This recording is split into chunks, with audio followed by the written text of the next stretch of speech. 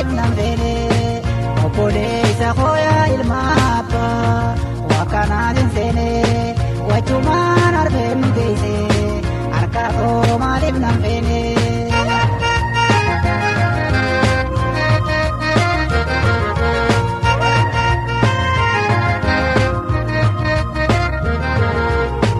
Wallanni biyyaaqee saba miidhaan gallee yeroo nagarturraa fuula buruu malee si godhee hin beeku anti yaadi tollee ni dabdaa dhabni koo yoo si miidhe malee.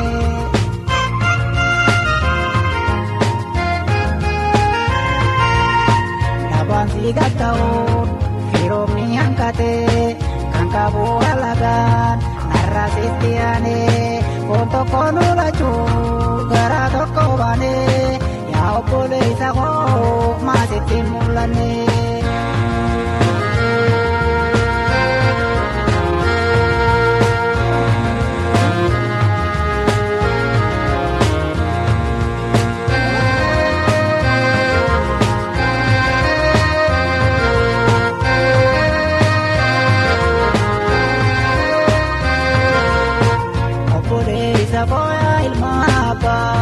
Wakkanaan hin seene wachumaan arbeen nu geesse harka koo maaliif nan feene obboleessa kooyaa ilma abbaa wakkanaan hin seene wachumaan arbeen nu geesse harka koo maaliif nan feene.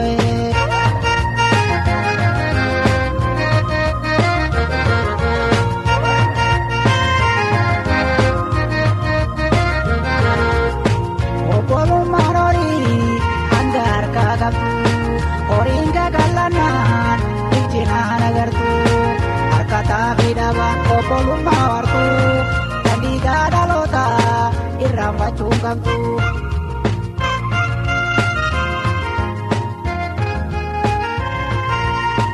Obbolummaan horii mi'aafii gubaalaa aduu guyyaa jabdu naasii waliin tolaa.